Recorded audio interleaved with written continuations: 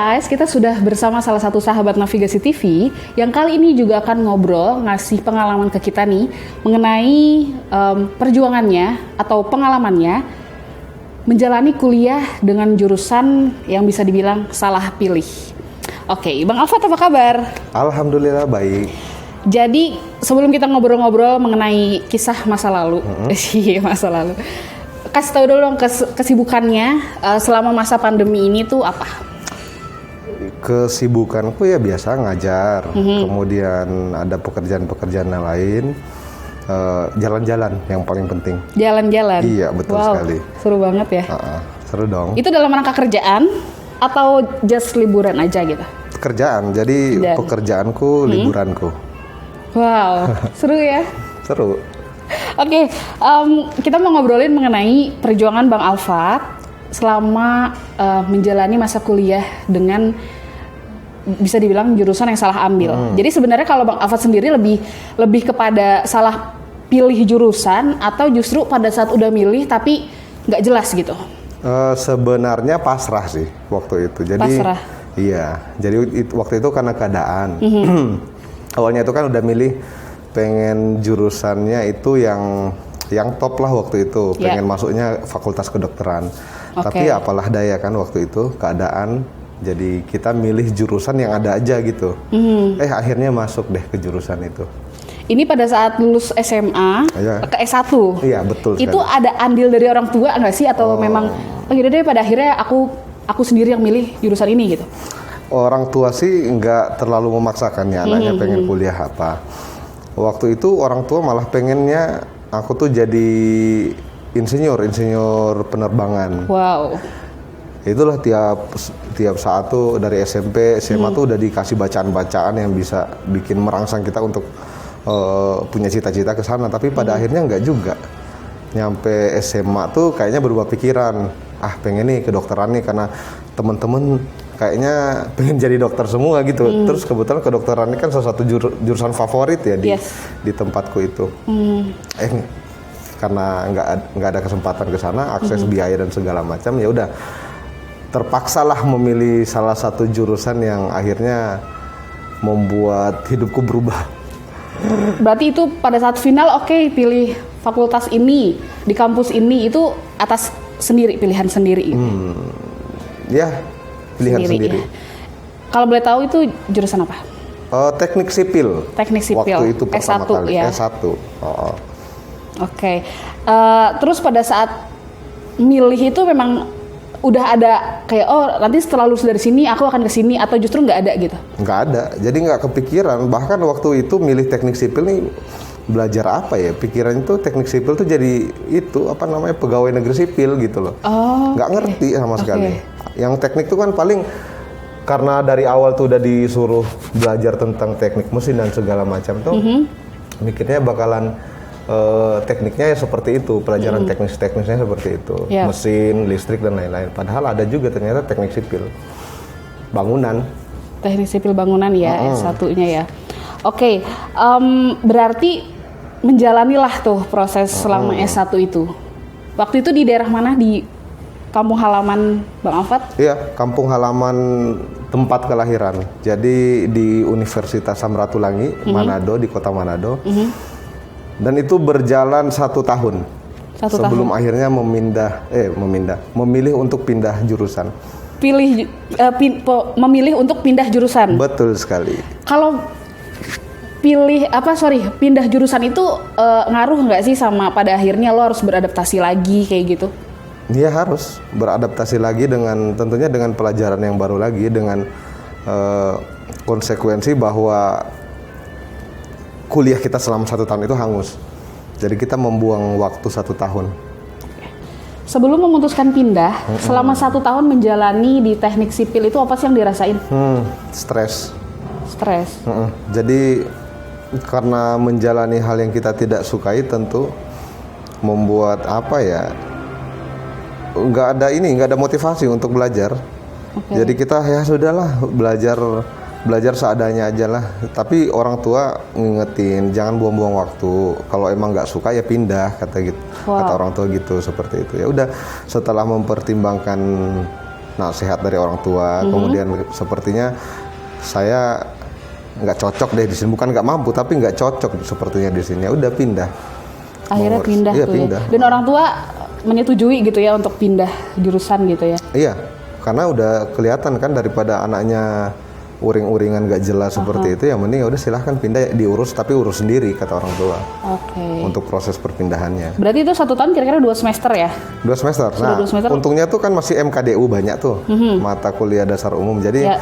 beberapa mata kuliah itu masih bisa dikonversi ketika saya pindah gitu loh ke jurusan yang baru. Oke, padahal berarti waktu pada saat memilih untuk ke teknik sipil ini sebelumnya sebenarnya sudah sempat cari-cari tahu atau justru memang ya berjalan aja gitu? Berjalan aja, jadi ya bodo amat. Waktu itu kan sebenarnya sebelum kuliah mendaftar ke kedokteran itu daftar juga di salah satu kampus universitas, bukan universitas tapi kampus kedinasan. Yeah. IPDN waktu itu, karena kakakku kan lulusan IPDN juga, jadi pengen lah mau coba lah, tapi ya nggak lulus juga ternyata di situ. Ya udah coba di Universitas Samratulangi kedokteran, nggak lulus juga, dapatnya teknik sipil ya malah nggak disukai. Oh, oke. Lalu pindah nih jurusan. Yang dipilih apa? Urban planning. Urban planning di kampus yang sama. Kampus yang sama dan dia baru aja buka program studi itu. Oh, jadi angkatan pertama tuh. Angkatan kedua. Angkatan kedua. Jadi jurusan itu masih belum lama istilahnya gitu ya? Sangat-sangat baru dan belum terakreditasi waktu itu. Okay. Bayangin saya harus pindah ke situ dan ternyata belum terakreditasi. Pada saat proses di pilihan yang baru nih, apa yang dirasain? Dengan jurusan yang baru juga gitu? Lebih menikmati. Lebih Menikmati dalam artian lingkungan ternyata cocok nih. Pilihan mata kuliahnya cocok, kemudian teman-temannya juga cocok. Mungkin lingkungan itu yang mempengaruhi sehingga bisa bertahan di situ. Di tempat yang baru. Tapi kalau di lingkungan yang awal itu kan selain pelajarannya saya tidak terlalu suka, sama orang-orangnya juga tidak terlalu cocok. Bukan tidak suka, tapi kurang cocok di lingkungan saya. Jadi menurut Bang Alfat, lingkungan juga ngaruh ya sama semangat belajar. Iya, sangat mempengaruhi. Di mana lokasi juga mempengaruhi juga lingkungan maksudnya masyarakatnya, orang-orangnya, kemudian lokasinya di mana kita belajar. Pendapat dari orang tua setelah pindah jurusan itu gimana? Orang tua nanya sih, ini jurusan apa sih? Gitu. Karena masih baru ya, baru. Di Indonesia pun udah ada, cuma orang belum terlalu melirik itu. Jadi kalau boleh tahu sekalian dijelasin gitu urban planning tentang, karena kita belum paham. Kira-kira tentang apa sih gitu? Sesuai judulnya urban planning itu sebenarnya kalau di Indonesia nomenklaturnya perencanaan wilayah dan kota. Jadi itu kecabangan ilmu teknik dari, bisa dibilang dari arsitektur, dari ilmu teknik bangunan maupun arsitektur, dia bercabang menjadi ilmu perencanaan wilayah yang merencanakan kota, kemudian merencanakan wilayah, bisa pedesaan, bisa kawasan, seperti itu. Itu agak menurut kamu yang udah kamu jalani pada saat di teknik sipil sama di urban planning ini beda gitu? Beda. Jadi kalau teknik sipil itu dia sangat-sangat teknis, mempelajari struktur bangunan misalnya. Tapi ketika di urban planning itu kita mempelajari sesuatu yang lebih besar sama kebijakan. Jadi misalnya kebijakan pembangunan seperti itu. Di mana kawasan yang bisa dibangun, di mana kawasan yang tidak bisa dibangun, pertimbangannya apa. Nah, orang-orang teknik sipil itu yang ngerjain bangunan itu, yang nanti misalnya kawasan ini bisa dibangun. Nah, itu ntar mereka kerjanya mereka itu. Teknik sipil itu. Seperti itu. Kita lebih ke kebijakan sih. Kalau si urban planning lebih ke kebijakannya. Iya, lebih ke kebijakannya. Selama ngejalanin di pilihan yang baru, itu untuk nilai-nilai mata kuliah dengan pada saat waktu masih di jurusan yang lama nih di teknik sipil, ada perubahan nggak sih? Atau misalnya ada ya sesuatu yang ngaruh banget gitu? Ada, berubah. Jadi signifikan perubahannya itu. Kalau teman-teman teknik sipil nih pasti yang tahu lah, mereka untuk ngejar IPK 3,00 itu susah banget sama dibandingkan dengan kita yang di ilmu perencanaan. Ya tidak semua orang merasakan hal yang sama. Cuma kalau saya pribadi memang lebih bisa ya, lebih terjangkau kita mendapatkan nilai di program studi yang baru itu, di perencanaan wilayah. Mungkin ilmunya tuh masih bisa dicerna untuk orang-orang seperti saya. Oke. Kata orang, ilmu perencanaan atau urban planning itu disebutkan sebagai social engineering. Kalau teknik sipil itu engineering murni, kita social engineeringnya. Jadi karena kita bersentuhan langsung, tidak sekedar hanya bersentuhan dengan hal-hal teknis, tapi bersentuhan dengan masyarakat juga. Ada hal lain yang harus kita pertimbangkan ketika kita merencanakan. Jadi masuk gitu loh maksudnya. Nah itu di situ akhirnya kayak perjalanan ini cocok. Hatinya udah terima, jalanin, ya udah berpengaruh sama nilainya. Nilai yang kita dapat ketika kuliah, ya alhamdulillah. Bagus gitu ya, bisa dibilang seperti itu kan? Bisa dibilang seperti itu dibandingkan di jurusan sebelumnya. Pernah nggak sih, ada nggak sih ketakutan gitu, atau kayak aduh ntar milih jurusan ini takut nggak cocok lagi atau gimana gitu? Pertimbangannya apa saat itu? Ketakutannya itu pada hal masa depan. Jadi belum jelas kita ini mau jadi apa sebenarnya. Kemudian bidang kerja dari ilmu perencanaan itu sendiri, urban planning, waktu itu kita belum tahu kita bisa bekerja di bidang apa sih sebenarnya ketika kita lulus. Jadi kalau orang teknik sipil kan jelas ya, jadi dia lulus bisa jadi kontraktor, kemudian bisa jadi konsultan, bisa jadi konsultan individual dan sebagainya macam lah. Tapi kita ini ilmu yang baru dikenal sama masyarakat, belum terlalu ini ya, jadi kita masih berpikir ke depannya kita mau kerja apa ya nanti. Itu sih beratnya di situ. Jadi lebih kepada setelah lulus dari sana gitu ya. Pasca studinya itu yang Oke, tapi kalau pada saat dijalanin sebenarnya lebih enjoy daripada yang pertama tadi gitu ya. Oke, terus tapi maaf ya dipotong. Penilaianku itu kan tentunya nggak sama. Misalnya ada orang juga tentu punya penilaian yang lain, dia merasakan di urban planning itu saya nggak cocok nih di sini. Seperti itu ada juga seperti itu. Bukan berarti di urban planning itu semua orang bisa, ada juga yang nggak bisa dan dia memutuskan untuk mundur. Ada beberapa temanku memutuskan untuk mundur bahkan pindah. Ada juga. Jadi pada saat, karena kan itu di kampus Bang Alfat itu kan jurusan yang bisa dibilang masih baru. Lalu mereka ada juga tuh udah menjalani sekian semester pindah gitu. Ada yang di tengah jalan tuh menarik diri dan pindah kampus lain dengan jurusan yang lain seperti itu. Oke, apakah salah satunya juga karena bingung untuk setelah lulusnya gitu? Ya, salah satunya itu, kemudian salah duanya itu dia juga kayaknya kurang cocok seperti pilihanku yang pertama. Dia merasa seperti itu. Pada saat ngejalani di jurusan yang baru ini, di urban planning, ada nggak sih mata kuliah yang nggak disukain? Yang nggak disukain ya? Yang nggak disukain yang susah tentunya. Apa tuh? Kalkulus misalnya, kemudian matematika teknik. Ya siapa sih yang nggak suka ini? Yang suka sama matematika tuh pasti kalau orang Indonesia rata-rata nggak suka ya sama pelajaran itu. Ya itu. Apalagi dia berhubungan dengan hal-hal teknis kan, artinya udah sangat-sangat aplikatif. Itu kadang kita bingung juga di situ. Cuma ya berusaha menyesuaikan. Berarti pada saat di urban planning itu berapa semester lagi tuh ngejalaninnya? Mulai dari awal, semester 1. Iya, mulai dari semester 1, tapi dia kepotong setengah semester karena ada mata kuliah umum yang udah tidak perlu diambil lagi. Jadi dari awal lagi. Nah, pada saat ngejalanin di urban planning, ada rasa ini nggak sih di tengah-tengah semester mungkin atau di akhir semester yang capek? Oke, gue capek nih gitu. Ada. Capek karena hal itu terus yang kita hadapi. Kemudian rasanya tuh pengen kerja aja gitu loh. Ngeliatin ada teman-teman tuh kok mereka udah pada kerja ya gitu. Di luar sana tuh udah mulai kerja. Kemudian ada juga teman-teman yang waktu SMA itu udah duluan kerja, kita jadi terpengaruh juga. Nah, kita mundur lagi sebenarnya waktu SMA itu sebelum lulus itu kita sudah ditawarkan di instansi-instansi pemerintah waktu itu.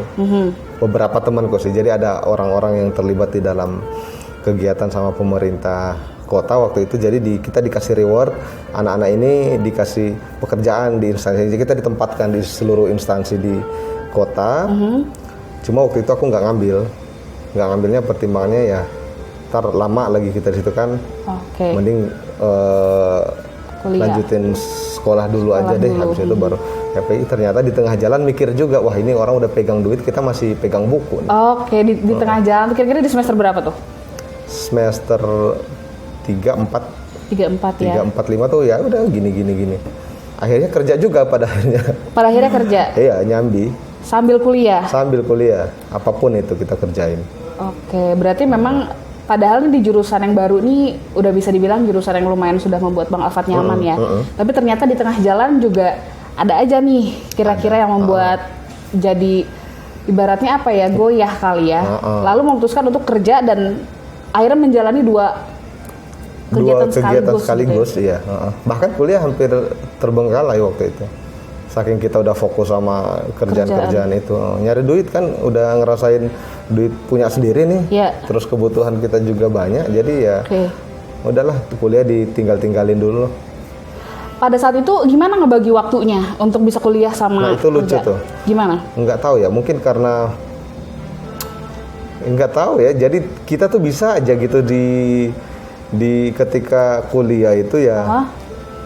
Kuliah ngikutin walaupun sebenarnya ngantuk, tapi di ujiannya itu kita masih bisa jawab dengan benar gitu loh. Nggak tahu juga ya. Tapi di waktu yang lain kita bekerja juga. Seperti itu. Nah itu masuk kuliahnya reguler kah atau justru jadwal kerja yang ngikutin kuliah atau pada akhirnya jadwal kuliah yang ngikutin jadwal kerja? Kita ini ya kucing-kucingan kadang.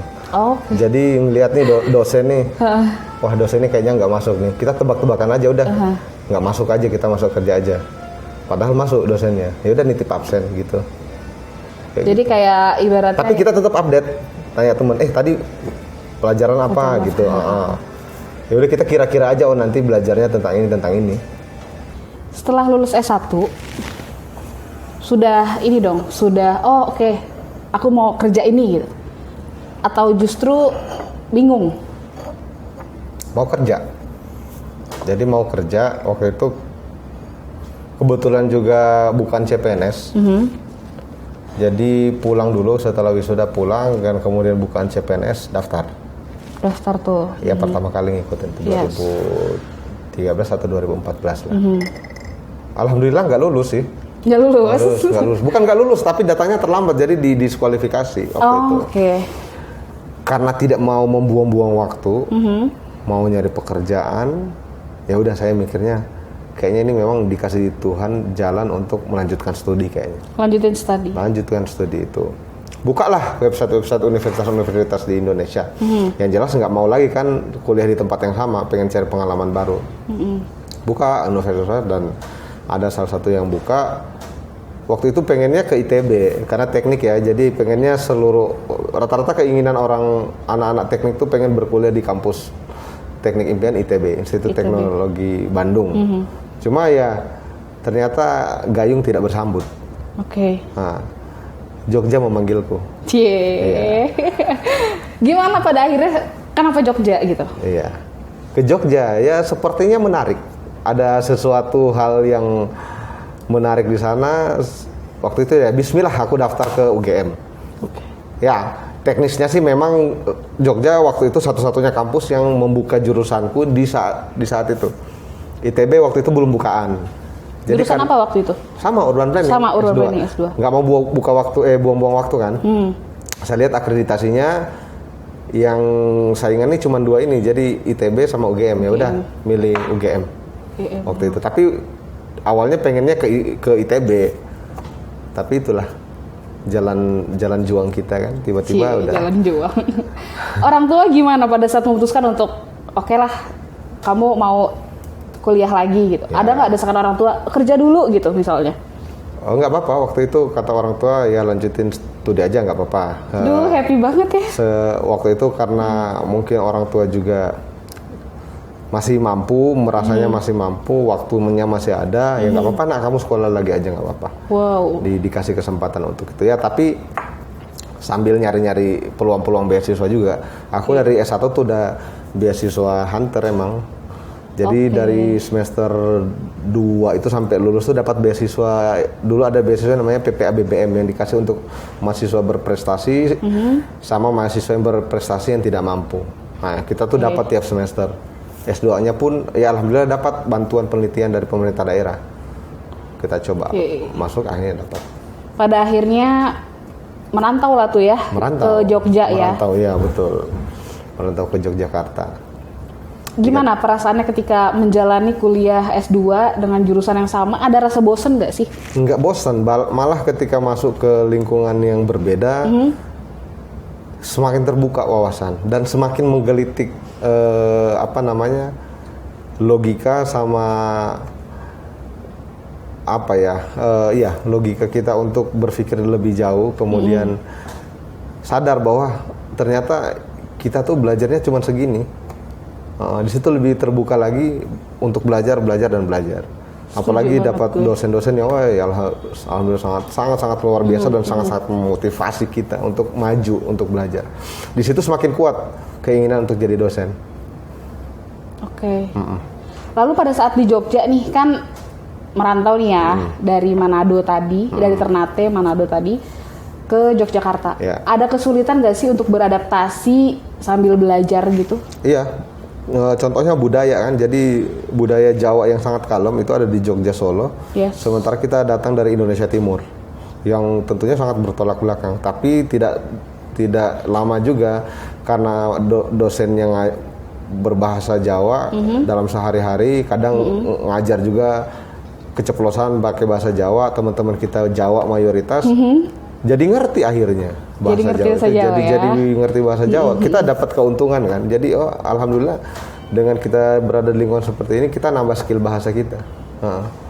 Terus beradaptasi jadi lebih mudah. Oke. Kita nggak lihat itu sebagai sebagai kesulitan, tapi itu jadi keuntungan buat kita. Keuntungan ya justru ya, gila guys, positif banget ya. Kalau boleh tahu, pekerjaan apa sih waktu itu yang sampai bikin Bang Alfat memutuskan untuk oke lah kerja sambil kuliah gitu? Menarik nih. Waktu itu kerjaannya di catering. Berdua sama temen. Namanya Mas Tio. Sama-sama kuliah tuh, teman-teman kuliah? Sama-sama. Catering. Pertama tuh masih ingat kerjaannya cuci piring. Dibayarnya 25.000 per hari. Bukan per hari, sekali cuci. Oh, lumayan dong ya? Iya sekali cucinya kan ini. Kalau ada acara, kalau sekali ya jadi cuma 25.000. Oh, per event gitu. Per event. Kemudian ini ngangkutin kambing, sapi gitu. Untuk dimasak gitu kan? Untuk dimasak di catering gitu kan? Ngatur-ngatur barang gitu. Terus akhirnya dapat kerjaan yang lumayan bener ya, kerjaan orang beneran itu. Kerjaan orang beneran dong guys. Yang tadi emang apa? Iya kerjaan. Jadi kerjaan yang kedua tuh kita mengerjakan project urban planning, udah keren kan? Wow. Langsung ini nih mengaplikasikan apa yang didapat dari kampus. Padahal kita baru dapatnya seuprit aja tuh, baru semester 3 loh kita waktu itu. Semester 3 apa semester 4. Apa yang dikerjakan di kerjaan itu? Kita mengerjakan RT/RW, rencana tata ruang wilayah. Waktu itu dapat project langsung bikin itu coba. Keren ya? Padahal masih mahasiswa. Tapi nerima tuh walaupun pegawai masih mahasiswa gitu. Nerima, kebetulan yang punya perusahaan itu dosen kita, profesor. Jadi dia ngajakin biar kita bisa sekalian mempraktekkan ilmunya kita di lapangan. Tapi bayarannya lumayan, maksudnya bayaran waktu itu untuk mahasiswa ya setara pegawai junior lah. Wah, lumayan. Waktu itu. Respon orang tua gimana ketika tahu Bang Alfat pada akhirnya sambil kerja? Nggak tahu orang tua. Nggak tahu? Nggak tahu. Nggak bilang? Nggak bilang biar dapat ini terus dari orang tua. Oh gitu guys.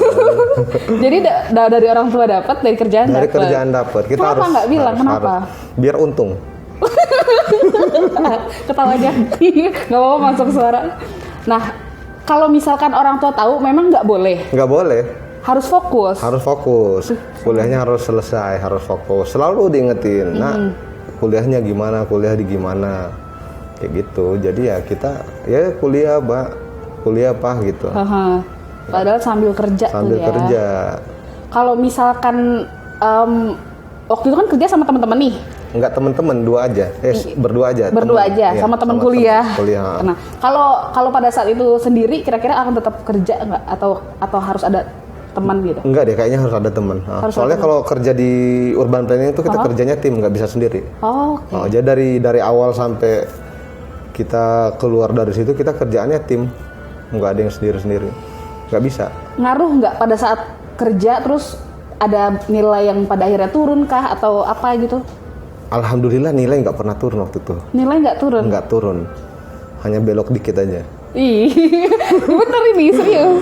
Ada nilai yang 1, 2 lah yang miss. Itu pun hanya karena miss apa ya? Miskomunikasi. Jadi harusnya nilai kita benar, tapi karena miskomunikasi sama dosennya jadi belok nilai kita. Oke. Tapi selama menjalani itu Bang Alfat ngerasa, ya kan walaupun kerja sambil kuliah nilai nggak turun, tapi kan pasti kan lumayan capek juga tuh. Capek. Ngerasa ini nggak sih? Oh udahlah, gue nggak nerusin kuliah aja gitu. Ada gitu nggak sih? Nggak bisa sih. Pada Nggak akhirnya bisa. kita berpikir nggak boleh kita nggak kuliah, karena kita udah terlibat di bidang itu perencanaan ketika udah kerja. Oh ternyata kalau kita sarjana kayaknya duit kita lebih banyak dari ini deh. Oh gitu ya, yes, Mikirnya sih. gitu. Ya iya ternyata benar. Jadi kita tuh dibayar karena kita punya ijazah. Bahkan ada orang yang hanya punya ijazah dipakai nama dia dibayar. Nah, jadi kita mikir ya udah kita selesaiin kuliah nih pasti bayarnya tambah banyak nih kayak gitu. Oke. Selain itu ada lagi nggak sih keyakinan yang bikin oke, walaupun kerja udah nyaman, udah punya penghasilan sendiri, terus waktu itu tadi Bang Alfat sempat bilang bahwa udah sempat goyah. Keyakinan apa lagi yang bikin oke maju terus nyelesain kuliah? Orang tua. Orang tua Orang tadi tua. ya. Akhirnya orang tua selalu mengingatkan, kita selalu ingat pulang kampung nggak bisa tangan kosong. Kita harus pulang, kita udah merantau lah istilahnya. Walaupun sebenarnya kampungku di Manado juga, cuma tapi pindah ke Ternate, balik lagi kan berasa kayak merantau kan. Yes. Walaupun kampung sendiri sebenarnya. Jadi karena orang tua di waktu itu beda daerah. Kita harus pulang menggondol ijazah. Itu udah harga mati pokoknya. Oke. Pada saat kerja dan kuliah itu udah mulai ini nggak sih ngelihat oh ternyata pada saat kuliah di urban planning udah kelihatan nih cita-cita ke depan mau jadi ini gitu. Cita-cita. Haha. Oh, udah masuk semester 7, semester 6, 7 tuh berubah lagi. Berubah lagi. Karena kayaknya kita jurusan baru ya. Terus sepertinya kita membutuhkan calon-calon tenaga pengajar baru gitu. Nah, di situ berubahlah pengen jadi dosen. Di semester 7 itu ya? Di semester 7 itu. Dan dari situ udah meniatkan bahwa saya nanti akan sekolah sampai tingkatan akademis paling tinggi. Cita-citaku. Cita-citaku. Ingin jadi dosen? Dosen dengan tingkatan akademis paling tinggi. Padahal tadi di awal sempat Bang Alfat sempat bilang pengen masuk IPDN ya? Ya awalnya waktu Ingin itu. jadi, justru kan itu jadinya mahasiswa ya? Mahasiswa. Tapi di semester 7 ini justru pengen jadi dosen? Pengen jadi dosen. Terus waktu kuliah semester yang 3-4 waktu kita ngikutin proyek itu kan pengen kerja, setelah itu pengen kerja di bidang itu juga kan. Jadi kayaknya asik nih kerja di bidang ini. Yeah. Tertarik lah, masih tetap tertarik. Cuma kayaknya setelah semester 7, 6, 7 itu berubah karena melihat situasi bahwa kita membutuhkan sumber daya manusia yang lebih banyak untuk bisa mengembangkan cabang ilmu ini gitu loh maksudnya. Okay. Nah dari situlah mulai kepikiran dan selalu dibawa dalam doa bahwa saya pengen jadi dosen. Itu selalu disebut dalam doa ya? Sebutkan dalam doa. Wow. Oke, itu semester 7 tuh. Pada akhirnya lanjutlah lulus. Atau ada ini nggak sih pengalaman-pengalaman sebelum lulus S1 itu ada pengalaman berharga gitu nggak sih? Sebelum lulus S1 itu kita agak tertunda 1 semester. Agak tertunda, kuliah. kenapa itu? Bukan karena kita sengaja, tapi waktu itu kampus kita baru mau diakreditasi. Oh, oke. Ya, jadi kita nunggu 1 semester itu tidak ngapa-ngapain. Iya kan? Tidak ngapa-ngapain hanya untuk menunggu akreditasi. Alhamdulillah pas akreditasi keluar langsung B. Waktu akreditasi keluar langsung B dan kita langsung masukin berkas dan diwisuda. dengan akreditasi yang baru itu. Ya, alhamdulillah sih pertama kali baru 4 atau 5 tahun berdiri, institusi kita udah bisa dapat akreditasi, itu cukup membanggakan. Membanggakan banget ya, yes. Wisuda lah pada akhirnya. Pada saat wisuda itu, menurut Bang Alfat, peran keluarga sama teman-teman selama di S1 itu seberapa berharganya? Sangat berharga, sangat berharga. Keluarga ya, yang paling utama keluarga yang selalu kasih support, dukungan, biaya lah, moral lah, walaupun sekedar nelpon nak di sana udah makan apa belum, kayak gitulah, itu udah sangat berharga untuk mendorong dan memotivasi aku untuk menyelesaikan kuliah. Sama teman-teman tentunya, alhamdulillah teman-temanku yang di sana ketika masih kuliah itu, ya kita yang nggak lurus amat juga jadi mahasiswa, jadi belok, jatuh, belok. Tapi kemudian mereka tuh tetap konsisten berada di lingkungan yang positif, walaupun ada kecil-kecil riak-riak yang itu ya itulah kehidupan kan, nggak selamanya lurus. Nah, alhamdulillah masih tetap berada di lingkungan itu, jadi teman-teman itu sangat mempengaruhi. Alhamdulillah juga teman-teman yang berada di lingkungan itu sekitarku itu ngikut, jadi mereka bisa lulus bareng-bareng ya. Gitu. Enggak bareng-bareng juga, maksudnya ada beda-beda waktunya, tapi tetap lulus gitu. Gitu ya. Pada saat S2 dengan jurusan yang sama, selain tadi ya pada akhirnya harus beradaptasi juga dengan bahasa, ada lagi nggak hal lain yang bikin kayak ngerasa kayak sulit gitu? Ya, betul. Apa tuh? Minder. Karena berasal dari daerah yang tidak dikenal sama mayoritas penduduk Indonesia kan. Kenapa minder? Padahal kan bisa dibilang kamu sudah lolos ke universitas favorit. Iya, betul. Kenapa? Kita di dalam kelas itu contohnya mayoritas itu teman-teman lulusan dari universitas terbaik di Indonesia. Yes. Dan kita datang dari dunia anta berantah. Kok gitu? Serius. Jadi memang benar-benar merasa terdiskriminasi secara mental, walaupun orang tidak melakukan itu. Yeah. Tapi kita sendiri merasakan itu. Wah, gini ya ternyata rasanya. Mereka nggak ngomong pun kita rasanya kita kecil banget gitu. Kerasa insecure kata orang zaman sekarang. Tapi di situ justru jadi titik balik. Jadi titik baliknya apa? Kalau mereka bisa segini, minimal kita sama walaupun kita nggak melampaui.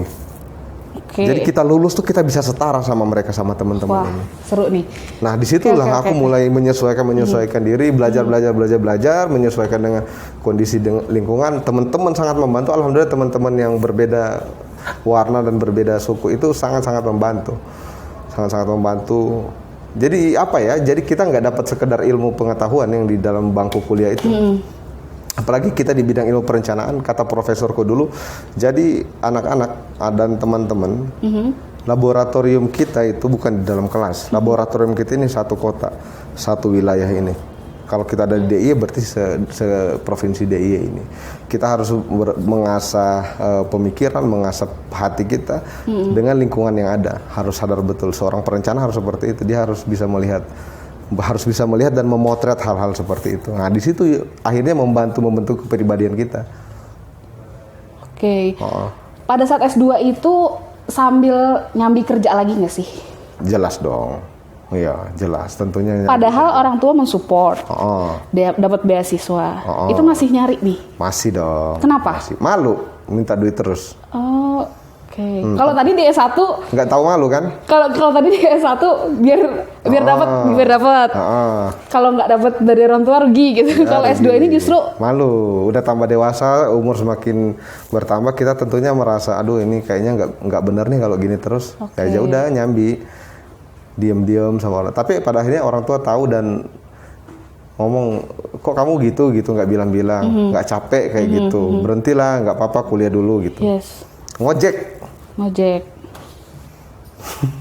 Pagi kuliah, siangnya ngojek. Pagi kuliah, siang ngojek. Iya. Itu sebenarnya pada saat kamu ngelakuin, berarti jatuhnya 2 kegiatan lagi nih yang kamu laksanakan di Jogja ini. Sempat mikir nggak sih S2 tuh lebih sulit misalnya? Tidak berpikir itu jadi lebih sulit. Menyenangkan menurutku waktu kuliah S2 itu sangat-sangat menyenangkan. Makanya kalau ada yang nanya kuliah S2 tuh sulit nggak sih? Enggak kok, menyenangkan, menikmati. Teman-temanku yang dulu waktu S1 tuh merasa struggling bener di dalam kelas. ketika mereka berada di lingkungan itu, masuk lagi di tempatku itu, mereka malah jadi orang-orang terbaik di situ. Salah satu, iya serius, berbanding terbalik dengan lingkungan yang pertama sebelumnya. Ada nggak sih keinginan pada saat itu, berarti kalau di S2 nih udah menyenangkan, oke lah, lulus dari sini lanjut lagi gitu? Wah tentu, sesuai dengan cita-citaku, sesuai dengan cita-citaku waktu S1 yang semester 7 ke 8 itu, 6, 7, 8, kan pengen jadi dosen, pengen meningkatkan kualitas diri sampai ke jenjang pendidikan akademik yang paling tinggi. Ya bukan apa-apa sih, bukan itu cita-cita yang kupikir bisa berdampak bagi orang lain selain bagi diri sendiri. Punya kepuasan, tapi itu bisa bermanfaat untuk orang lain. Apa yang bikin Bang Alfat mau nih nyambi pada saat di S2 tuh milihnya menjadi driver ojek? Atau sebenarnya ada pilihan lain tapi yang diambil menjadi driver? Ada pilihan yang lain. Waktu itu daftar kemana-mana keterima, cuma dibandingkan waktunya yang lebih fleksibel, kemudian dari segi penghasilan, kayaknya jadi driver ojek online tuh lebih menguntungkan dibandingkan kita duduk di kerjaan di dalam kantor berjam-jam, nggak bisa kemana-mana, terus penghasilannya jauh di bawah. Waktu itu ya online itu masih untung banyak waktu itu. Travel ojol ya. Sempat ini nggak sih minder atau gimana gitu?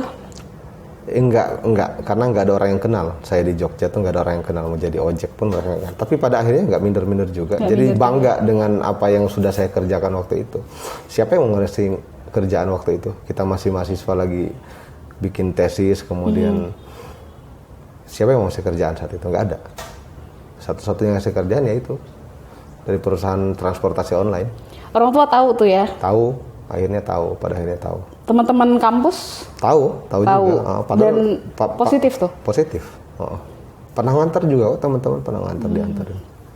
Berarti pada saat itu ketika udah dapat penghasilan sambil dapat beasiswa ya berarti ya di S2 itu. Terus di S2 beasiswa sih? Oh iya beasiswa. Beasiswa itu nyetop nggak apa uang jajan dari orang tua nih gitu?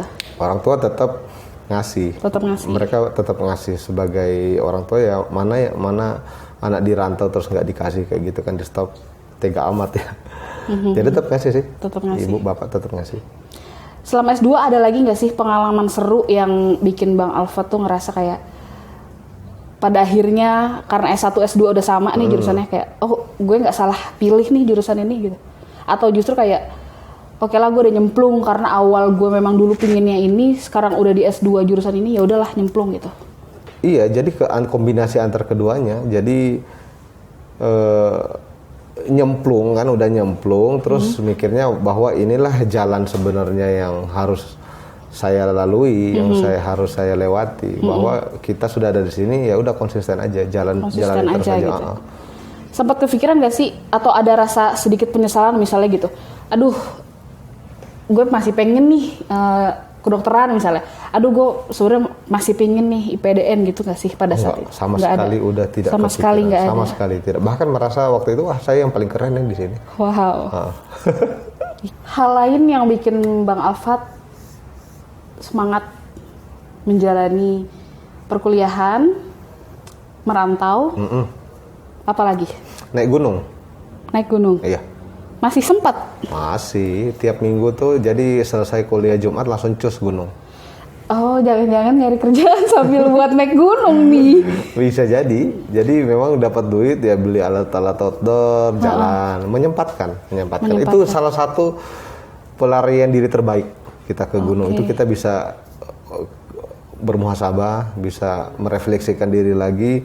Bahkan ide-ide terbesarku dalam menulis skripsi aku dapatin di gunung. Serius. Berarti naik gunung itu sudah menjadi hobi? Bukan hobi. Apa? Hidup. Sudah menjadi hidup. Sudah menjadi bagian dari hidup. Betul sekali. Wow, sweet banget sih kata-katanya. Tapi tetap bisa aman tuh nilai-nilai. Bisa. Makanya orang heran. Iya. Nggak pernah saya posting lagi di kampus. Iya. Posting selalu tiap minggu di gunung. Tahu-tahu pakai toga wisuda. Wow, keren gak sih? Gue mau kayak gitu. Makanya banyak yang nanya, Bang lu kok naik gunung terus tiba-tiba wisuda, itu gimana belajarnya? Ya belajar di gunung, belajar. Itulah yang kita dapatkan di kelas, kita refleksikan di gunung. Walaupun naik gunung itu capek. Walaupun di gunung capek. Jadi setiap naik gunung tuh aku punya catatan buku sendiri, logbook. Kalau orang naik gunung tuh logbooknya dicatatin jurnal pendakiannya dia. Saya nggak, saya nyatetin yang ada kayak nulis tesis tuh kan, kepikiran. Wah ini ternyata nih, ingat nih, ya ditulis. Nyampe rumah, turun gunung tuh langsung ketik, langsung tek, selesai. Gue agak lumayan ini sih, lumayan bisa dibilang salut sama orang-orang yang mau nulis gitu. Dan maksudnya ya contoh kayak Bang Alfat gini, dengan segala kesibukan yang padat, kuliah, kerja, naik gunung, terus masih menyempatkan nulis, itu menurut kamu tuh itu menjadi hobi, memang hobi atau gimana sih Bang? Itu harus dibikin kebiasaan, habit. Harus dibikin justru ya? Harus dibikin kebiasaan, karena kita menulis itu melatih otak kita. Dalam pembelajaran itu, menulis itu kita bisa merekam pelajaran, kemudian merekam memori otak kita. Jadi di situ bisa kelihatan. Kemudian selain kita mencatat itu kan bermanfaat juga kan, nanti ke depan ada dokumentasi seperti itu. Jadi memang harus dibiasakan. Harus dibiasakan. Menulis itu. Apa aja ditulis pokoknya, apa aja. Di gunung kita nulis misalnya tentang gunung, di kampus ya kita nulis tentang itu. Makanya ketika naik gunung bawa buku catatan itu sangat bermanfaat. Mengerjakan tesisnya, resminya itu nggak lebih dari sebulan. Itu tulisannya udah kelar. Wow. Dan ide-idenya sebagian besar dapatnya di gunung. Dapatnya di gunung ya, kita pelajari di buku sih, di perpustakaan. Cuma refleksinya itu dapatnya di gunung. Ketika kita saat mendaki tuh, di saatnya kita capek-capeknya itu, ada aja pikiran yang lihat, oh ternyata harus gini, langsung dibikin. Wow, aduh keren gitu banget sih. Aku suka gimana ya, kalau melihat cowok-cowok yang suka nulis tuh asik. Itu mulai kapan pada akhirnya ya refleksi aja gitu nulis, secara refleks gitu nulis, atau justru mulai membiasakan ketika pada saat naik gunung ini? Aku sebenarnya hobinya baca sih. Hobinya baca. Bukan nulis ya. Bukan nulis, cuma karena ketemu sama lingkungan yang mengharuskan aku nulis. Yang aku baca, kadang aku tulis kembali juga. Kemudian jadi kebiasaan, kemudian coba nih nulis apa aja catatan. Akhirnya karena kita dibiasakan untuk membaca dan menulis di kampus, udah terbawa itu di lingkungan, di kehidupan sehari-hari. Jadinya ya udah. Keren ya guys. Tapi ya masih harus banyak belajar sih, masih sangat kurang. Ketika kita bergaul sama teman-temanku kan banyak yang penulis juga, editor buku dan segala macam, itu kita merasa insecure juga kalau baca tulisannya dia. Padahal sudah jago nulis tapi masih insecure dong. Masih insecure. Kita mungkin menulisnya yang lain misalnya. Kalau tesis ya iya, karena kita tesis tulisan ilmiah karena mungkin kita terbiasa. Yes. Di mana kita bisa mengakses tulisan-tulisan dari Bang Alfat? Bisa kok, ada. Saya nulisnya di blog. Di blog? Boleh dong. Alfat Syaban blogspot apa? Agak lupa juga sih. Boleh nanti kita masukin di ini ya. Iya bisa. Tulisan. Kadang kalau tulisan kecil itu di Instagram, sering nulis di Instagram ya. Nanti kita masukin juga. Random sih. Nulisnya tuh apa aja yang dia tulis. Biasanya dulu nulisnya yang ini setelah kuliah tuh yang serius gitu kan. Kayaknya nggak seru nih kalau tulis yang serius. Cobalah kita mulai tulisan pengalaman misalnya naik gunung. Sudah nulis pengalaman naik gunung kayaknya kurang asik, kita tambahlah bumbu-bumbu di dalamnya, bikin agak fiksi lah, kata Rocky Gerung. Pada akhirnya luluslah dari S2. Iya. Lebih dekat dong dengan cita-cita? Tipis. Iya. Kenapa? Maksudnya lebih dekat di sini lebih oke, udah lulus nih, tinggal ngelamar kerja kah atau? Oh iya, jadi melamar pekerjaan itu suatu kewajiban waktu itu. Tapi melihat keadaan juga tidak berpihak ketika itu di Jawa, saya berusaha move waktu itu, pindah akhirnya. Karena itu pekerjaannya agak susah waktu itu. Tapi saya juga lagi berusaha selain pekerjaan tetap konsisten di niat yang awal, mengejar cita-cita. Pengen jadi dosen, pengen sekolah lagi. Oke, berarti pada saat lulus S2 nggak langsung fokus untuk nyari kerja ya? Maksudnya karena masih ada tadi mau lanjut lagi? Tetap fokus. Karena udah malu ya, terlanjur malu juga sama orang tua. Udah lulus, tapi kita masih mengharapkan itu dari orang tua. Makanya sambil kerja yang ojek itu, kemudian kita nyari kerjaan yang benar-benar kerjaan tetap gitulah istilahnya ya. Kemudian kita sambil berusaha untuk dapatkan beasiswa lagi untuk meneruskan ini studi lagi. Itu jadi sambil ngojek, sorenya saya kursus bahasa Inggris. Kemudian habis itu nyari-nyari pekerjaan malamnya di berbagai macam job street lah, di online kan, online maupun yang offline datang. Dapatlah, berangkat balik pulang kampung, dapatnya di kampung. Oke. Dan itu benar-benar perjuangan juga waktu pulang kampung itu. Gimana, ceritain dong. Ya selain kita masih lanjut juga sebagai driver ojol waktu itu karena nggak cukup, ternyata nggak cukup gajinya. Untuk kehidupan sendiri. Kemudian ada adik juga waktu masih kuliah yang ditanggung waktu itu. Jadi paginya jam 7 itu udah berangkat ke lokasi itu sekitar 40 kilo, pulang pergi 80 kilo. Wow. Itu siang, sore lah pulangnya itu kita udah ngumpul di tempat, di kafenya ojol-ojol itu. Malam, melewati malam, jam 12 malam keluar ojol. Sampai jam 7 pagi gitu lagi, setiap hari. Guys. Dan itu sambil yang cita-cita dapat beasiswa kemudian lanjutkan studi lagi itu masih konsisten, masih jalan terus. Pada akhirnya alhamdulillah dapat. Ini udah posisinya udah di Kepegang. kampung halaman Udah kan? di kampung halaman. Sudah di Manado tapi kan? masih berproses dengan pencarian beasiswa tadi itu untuk melanjutkan studi. Karena aku yakin dan percaya ini bisa nih dapat nih. Masih ada kepercayaan, gitu ada ya? kepercayaan dan masih ada harapan. Enggak, Bang Alfat nggak sempet kayak oke lah stop dulu nih, Enggak, jadi kerja dulu gitu, enggak? Enggak, jadi aku yakin ketika kita udah berusaha, udah konsisten dengan apa yang kita inginkan itu pasti itu udah nggak lama lagi, udah deket di depan mata itu sebenarnya. Wow. Kalau kita balik arah lagi udah nggak dapat apa-apa kita nanti. Wow, guys, gue mendapat pencerahan guys. Jadi ini tuh kayak apa ya, kayak cermin gitu. Kadang-kadang gue suka kayak nggak konsisten gitu kan, kayak di tengah jalan nyerah, pada akhirnya balik lagi. Tapi gue cerita sama Bang Alfat gini, gue ngeliat kayak ada ya yang maju guys. Saat itu kan kita udah punya kualifikasi nih, udah S2. Iya kan? Ya. Udah S2.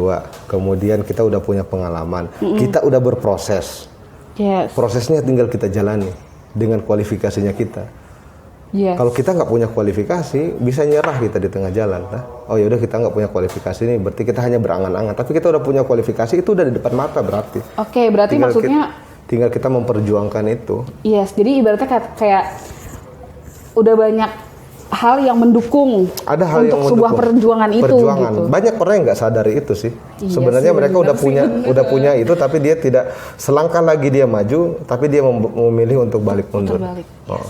Gila. Yuk semangat yuk. Kata ada pepatah Sulawesi itu, sekali layar terkembang pantang untuk balik lagi ke pantai. Tuh guys. Jadi maju terus. Guys. Keren gak sih? Iya. Pokoknya pulang itu kalau udah jadi puing-puing aja dihajar ombak. Pokoknya maju terus. Oke, Bang Alfat. Pada akhirnya sekarang sudah lulus S2. Sudah kuliah lagi kah atau justru sekarang lagi posisi kerja gitu? Saya udah kerja, kemudian berproses karena waktu itu selain memenuhi ekspektasi orang tua untuk dapatkan pekerjaan yang layak, ya udah dapat. Kemudian alhamdulillah beasiswanya udah dapat juga, tinggal melanjutkan insya Allah tahun ini. Wow, S3 nih ya? Insya Allah. Di mana tuh?